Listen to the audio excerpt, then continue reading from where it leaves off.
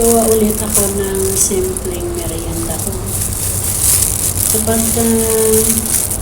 nag-iisa ka lang dito sa bahay, kung ano-ano yung mga naiisip, kaya naisipan kong gumawa ng meron akong yung kalahating makapuno, kaya naisipan kong gumawa ng makapuno roll.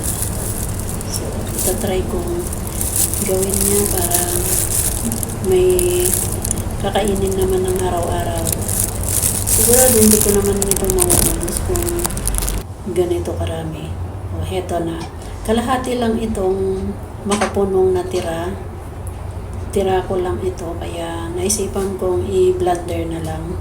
Tapos lagyan ko siya ng cornstarch. Tapos lagyan ko siya ng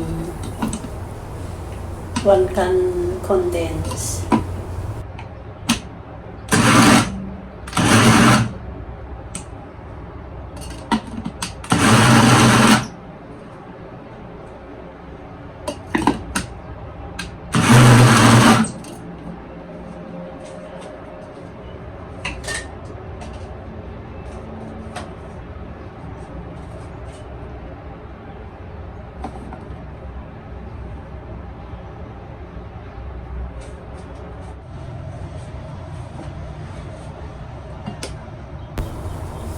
Ito na nga, pagkatapos ko na i-blender, ilalagay ko na din dito sa may bowl.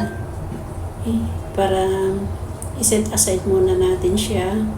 Pagkatapos ko naman i-set aside ito, gagawa naman tayo ng cornstarch. Sinisimot ko na kasi sayang din naman. O, di ba yung mga dumidikit din sa may isisimot talaga. Kukunti na nga, hindi mo pa simutin. Para naman may dagdag. O, ayan. Diba? Sinipot talaga para walang matira doon sa may nakadikit-dikit doon sa may blender. Ngayon, maglalagay naman ako ng isang takal na cornstarch. Tapos tutunawin siya. Hanggang sa matunaw siya, lagyan ko rin ng kalahating cup na tubig. So, ihalo-halo ko na lang siya hanggang sa matutunaw siya, hanggang sa wala ng buo-buo.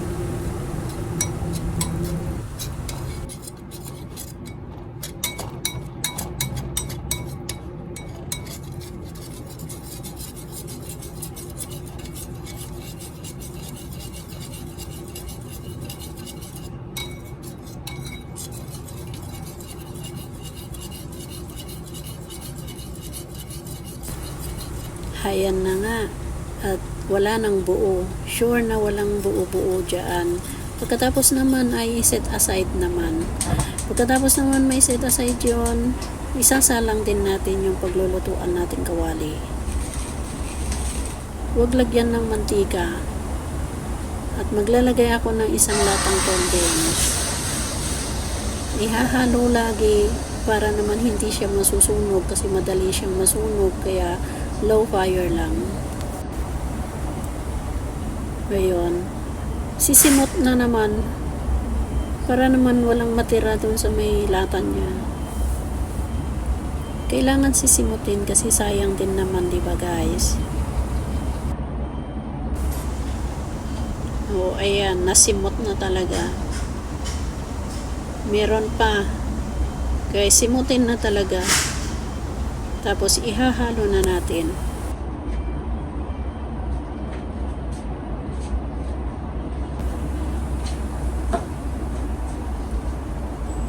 Ayan, halo pa rin ng halo.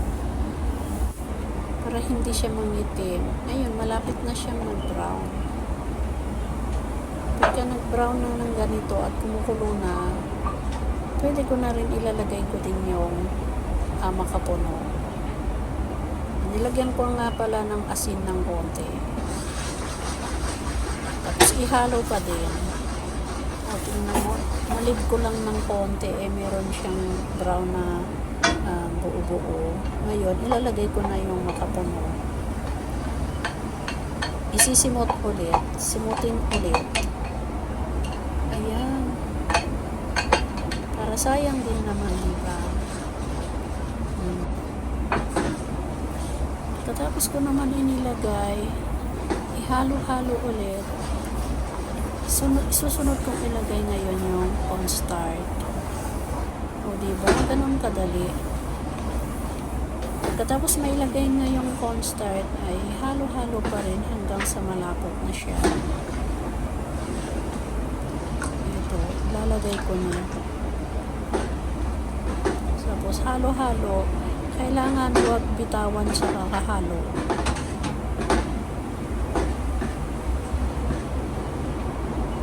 Pagka makita mo ng ganyan ang itsura, malapit na. Lulutuin pa ng konti.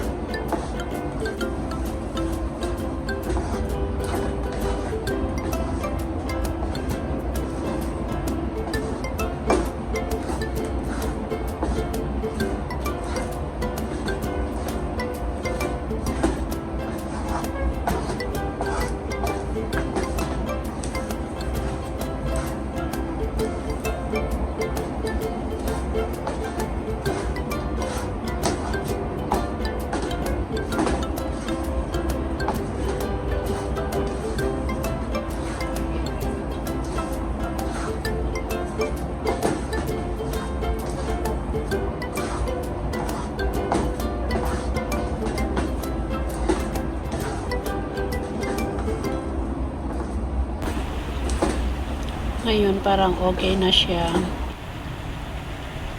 Ilalagay ko na rin sa bowl.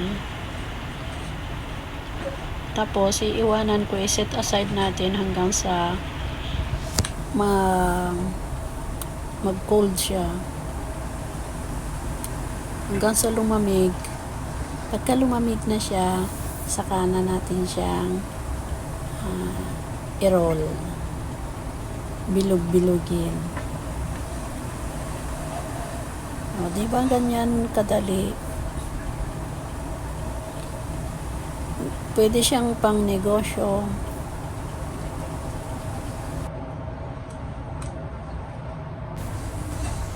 Pagkatapos ko na ilagay dito, isi-set aside ko na muna.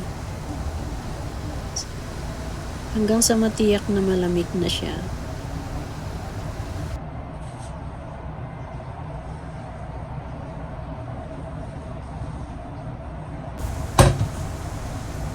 Ayan. Ito na nga, lumamig na siya, kaya mag-start na akong bilugin. Ganito lang, tapos maglagay ka na rin ng powdered milk. Kahit anong powdered milk ang pwede. Pwede pa rin kung ano yung gusto mo. Tapos, i-coat na lang natin siya ng milk. Powdered milk.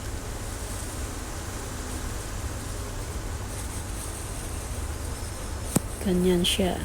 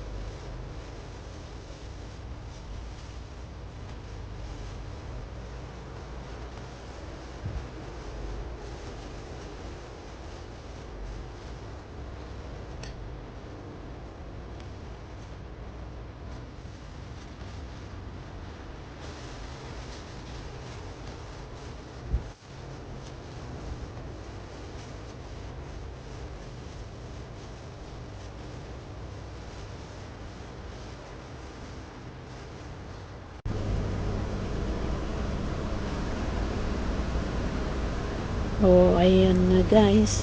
Tapos na. O, diba? Ganito kadali. Hindi may merienda na ako. Try nyo guys. Masarap yan. Oh.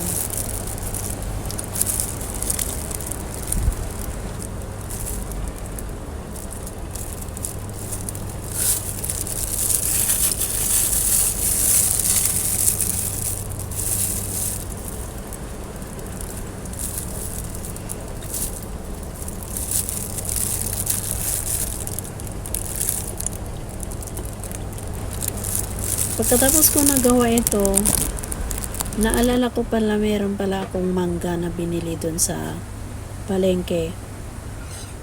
Makikita niyo itong mangga na ito na kahit green na green siya, hindi siya maasim. Ewan ko kung anong mangga ito, anong klaseng mangga ito, dahil talagang wala kang malalasaan na maasim. Pero lasang mangga. Masarap talaga siya. As in.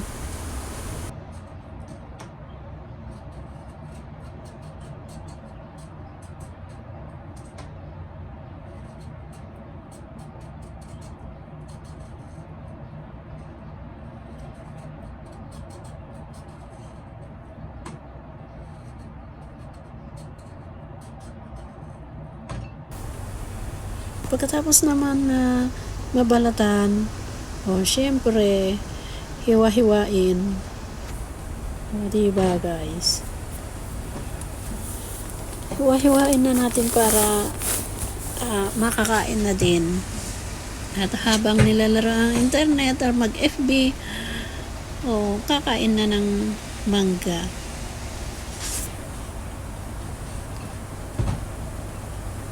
Diba?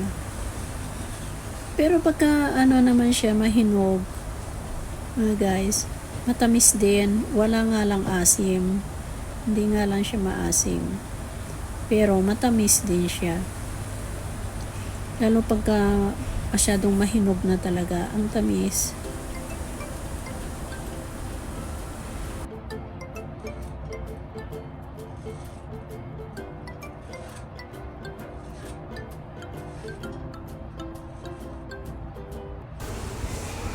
Pagkatapos ko na nga siya na hiwa-hiwa, dinala ko sa kwarto. Doon ko na lang kakainin kasi nga pagka nakita ni lolo ito, hihingi siya. Hindi naman sa kanya pwede kasi wala nga siyang ipin. Habang nanonood sa video, kumakain, masyadong marami itong mangga na to. Hindi ko rin yata mauubos ito kasi tingnan nyo naman guys, marami. Hanggang dito na lang nagtatapos ang aking video mga guys, at maraming salamat sa inyong panonood. Hanggang sa muli, maraming salamat.